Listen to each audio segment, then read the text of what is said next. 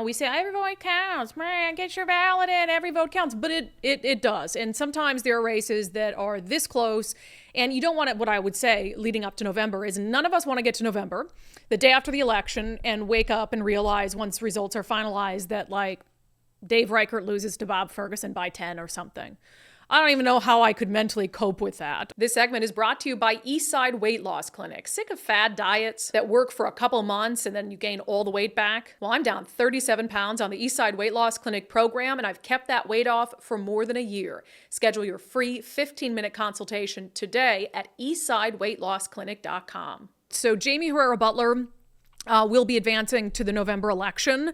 I don't think that's been in doubt. She's a Republican. The question was whether a crowded Democratic field was going to result in 2 Republicans moving forward, which would of course mean that Republicans would take back that office.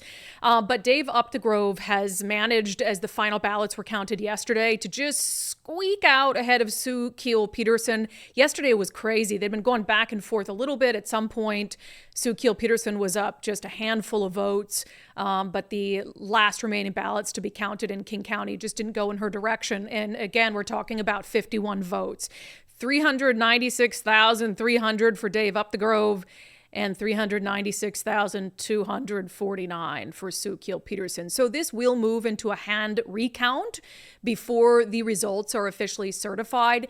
I just fail to see how there's going to be a swing of 51 votes. So we also need to have a conversation about it. I'm not accusing anyone of anything, but about how the hunt for curing ballots went.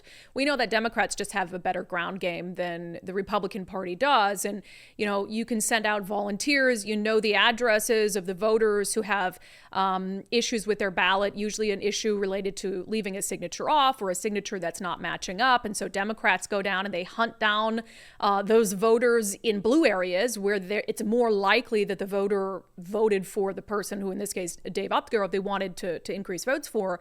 And then Republicans, go into conservative areas and try to track down voters who need to cure their ballot. So that process is done.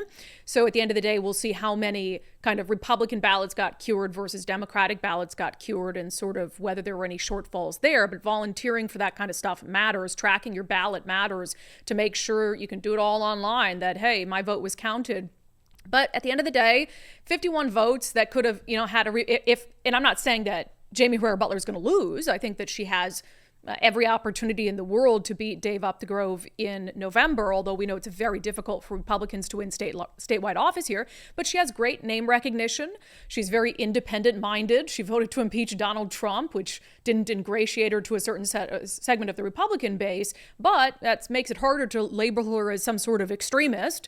So she certainly has a chance, but it would have been much easier for her to win if she was going against Sue Keel Peterson than it would going against a Democrat. So that's just the reality of the situation. I had to, in our daily subscriber show poll on Locals, Patreon, and X, I had to ask the question, how many of you voted in the Commissioner of Public Lands race?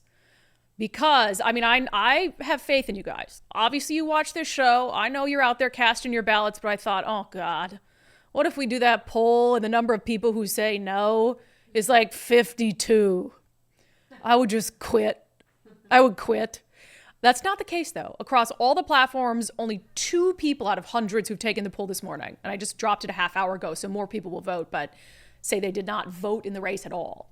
Huh. And of course, there are a lot of people who probably didn't vote for either Sue or Dave, so whether they voted or not, it's not contributing directly to this issue with the 51 vote gap. Now, I can't see who voted no. I don't know if you guys knew that. I can't actually see what your votes are individually, only collectively. If I knew who the 2 were, I'd call you personally, or I'd stop by your house. No, I'm kidding. But I'm glad our subscribers. Still it's 2. I don't like to see that. Every vote counts. But this was a huge opportunity. And look, Democrats made a mistake by running 3 fairly well-known candidates, really kind of 4, and they could have paid the price for that. I don't think that they will end up paying the price for that, and so it'll likely be Jamie Herrera Butler and Dave Updegrove in November, but we'll see. Maybe ballot counting went awry in a county, and we're going to see something different. Some missing ones. Well, you already know that if they find missing ones, it's not going to be for Sue Keel Peterson. So, wow, am I an election denier? I'm just saying, I don't think people are all worried about hand ballots or whatever, but 51 would be a pretty big swing. I think that would be concerning for folks, but hand count territory nonetheless.